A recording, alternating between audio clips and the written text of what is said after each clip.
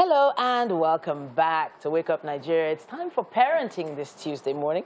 And this topic is one a lot of parents might have had some challenges with. We're looking at sleep training babies. We have a parenting expert with us today, Oluyemisi Agoro. Now, she's a family-oriented lady who dedicates herself daily to unlearning and relearning skills and methods to increase her ability and capacity as she finds balance as a career woman, as a wife, and as a mom. Welcome to the show. Thank you so much for having me. All right, so sleep training. A lot of parents don't realize that this is actually a thing. As a parent of multiples, I had to Google that myself and figure that out. But it's different for everyone. Yes, it is. When does sleep training begin and what exactly does it entail? Right. First of all, the thing you need to know is that it's not absolutely necessary to sleep train your child. Okay. Children have different sleep needs per age. Okay, so you have to decide how you want your own life to look. Are you okay with waking up 3 times every night for almost 2 years, or would you want to do something about it? If you do want to do something about it, you can start from 4 months, right? Okay. However, I don't really agree with what is currently known as sleep training. Okay. In the Western or Februarizing, is that the word? No, that's a method. So that's there are different methods. There's cry it out, there's Februrizing, there's the chair method, there's put up, put down method. There's another name for that one. There are different methods, so you choose the one you want. Okay. There's also the full feedings method, which is more in line with what I agree with. Okay, so let's talk about this full feeding method, which is something I think I tried myself, which sort of links your mindset with if the baby is full and comfortable, right, the baby should sleep. Right. Unless there's some other problem. Okay. Right? Yes. But then, for parents that have no experience with this, what would you advise they do to sort of get into that method? Right. So you need to look at life from a holistic perspective, right? You can't isolate their sleep. So for you to get them to sleep right at night, you have to fix the whole day. Okay. First of all, they need to get enough calories in during the day so that their body does not demand food at night. Okay. So if your child doesn't eat enough during the day, I'm sorry, but they will wake up hungry at night. That even happens to adults. Of course. So don't feel like your child is after your life if they are waking up hungry at night, right? The second thing you need to know is that there's something called sleep pressure. It means keeping the child long enough that their body is tired enough to keep the child awake long enough so that they can sleep when they do go to sleep.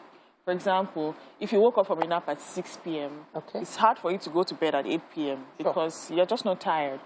You literally just woke up.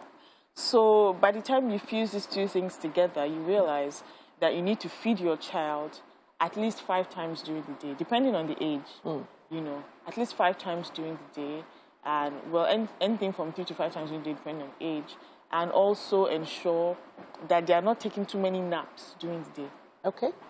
So a lot of people have challenges with that because they feel whenever baby sleeps, allow the baby to sleep. Oh my goodness. So I love that laugh because I've had a few arguments with parents who just feel, once baby's asleep, let baby sleep. Oh no. Whereas if, for instance, you decide to wake baby up, they claim, it will give baby a headache, you're stressing the child. So what's your advice? Wake the baby up. You have to have a plan. Your baby has to have a routine. Okay, so babies usually wake up around the same. Your baby's not a robot, so will not follow a strict timetable every day.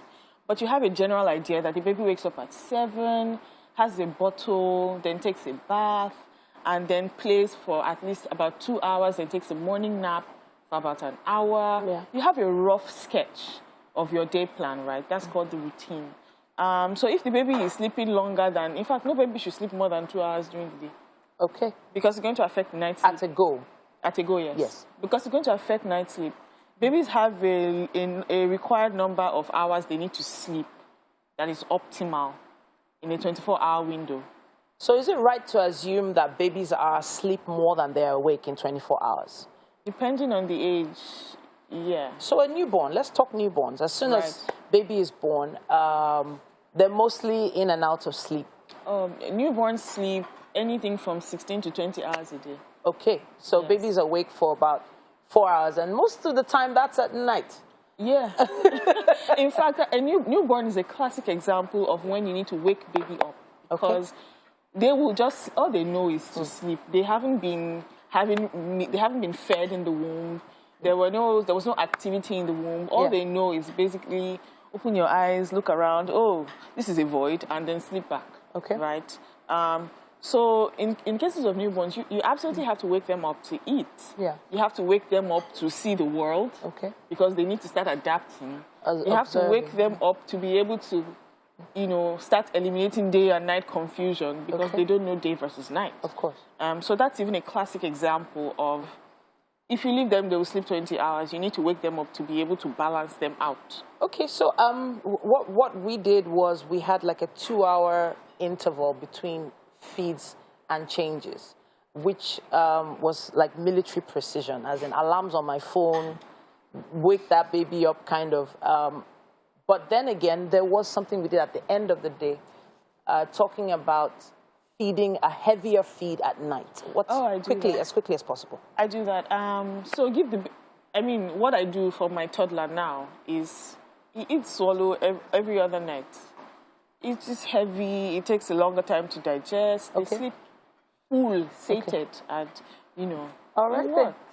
I have to say thank you for joining us, and of course I know a lot of parents will have some questions. Use our hashtag #WakeUpNigeria on TVC. Tag us at TVC Connect, and hopefully we'll be able to answer some of them for you. We'll be seeing you soon. Thank you so much.